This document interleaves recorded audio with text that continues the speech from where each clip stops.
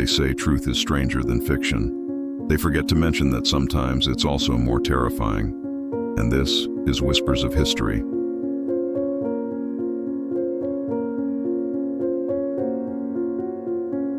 This is the story of one of the most beautiful and most feared jewels in the world. A gem so dazzling it inspired kings, ruined fortunes, and took lives. They call it the Hope Diamond. But behind its deep blue glow lies a curse, a trail of tragedy that has followed it across centuries, continents, and empires.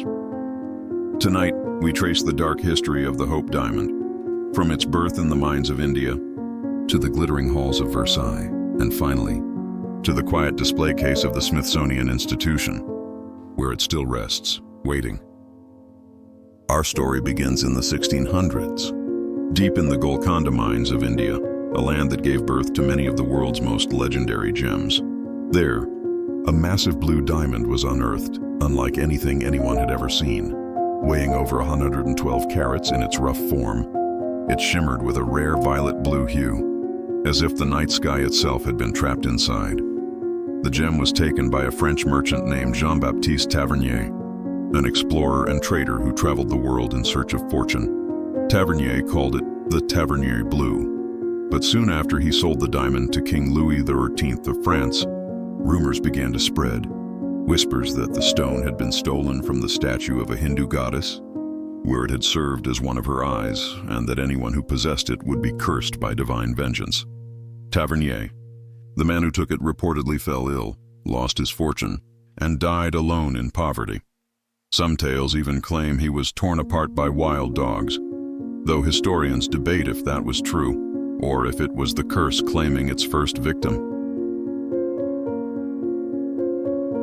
In 1668, King Louis XIV purchased the diamond and ordered it cut into a more elegant shape, a 67-carat masterpiece known as the Blue Diamond of the Crown. He wore it proudly, believing it brought him divine favor. But not even a king is safe from a curse. Louis XIV's reign ended in misery, plagued by war, loss, and the death of his heirs. His great-grandson, Louis XVI, and Marie Antoinette, who inherited the diamond, would meet even darker fates. Both were imprisoned during the French Revolution and ultimately beheaded by guillotine. The diamond vanished soon after. Some say the stone was stolen during the chaos, hidden away by thieves who didn't live long to enjoy their prize. For decades, the blue diamond was lost to history.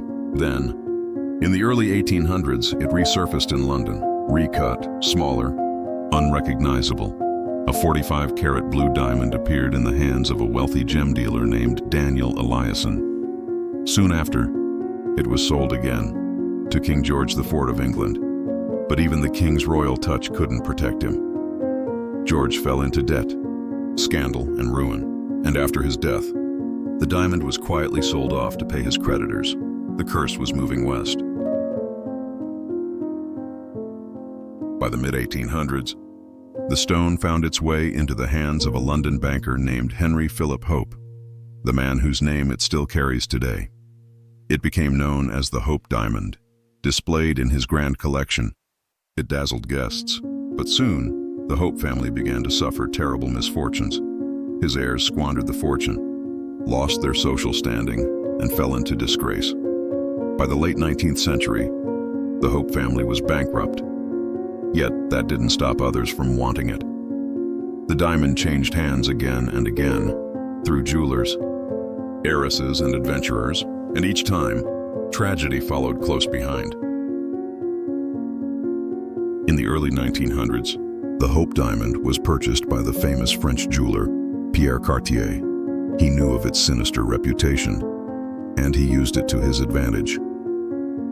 Cartier told chilling tales of the diamond's curse to a young American heiress named Evelyn Walsh McLean. The wife of a wealthy newspaper publisher, Evelyn was fascinated, not frightened.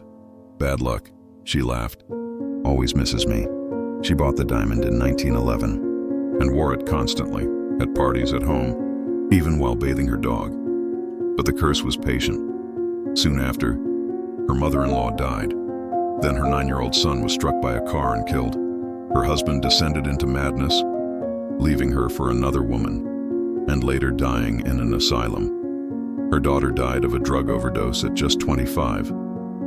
Evelyn herself spent her last years in financial ruin, still clinging to the Hope Diamond until her death in 1947. After Evelyn's death, her jewels were sold to pay her debts. The Hope Diamond was purchased by the legendary jeweler Harry Winston, but instead of selling it to another collector, Winston had a different idea. He toured the diamond around the world for charity events, and eventually decided that the curse, or perhaps the legend, belonged to history.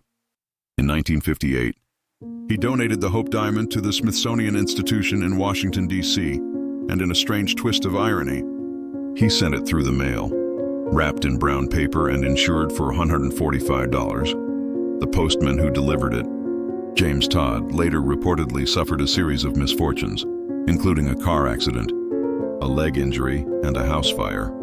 Coincidence, or the curse still at work?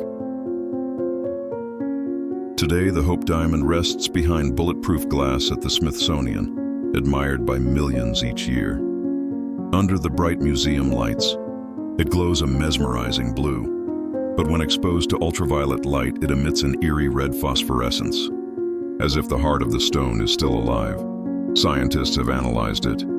Historians have debated it, and skeptics have dismissed the curse as superstition. Yet, the stories persist. From temple theft and royal beheadings to madness and misfortune, the Hope Diamond's legacy reads like a Gothic novel written in blood and brilliance. Maybe the curse is nothing more than coincidence, or maybe some objects carry the memories of their past, the echoes of greed, violence, and betrayal, trapped forever within them. When you look at the Hope Diamond, glimmering behind its glass case, remember this. It has outlived kings and conquerors. It has ruined fortunes and taken lives. And yet, it remains untouched.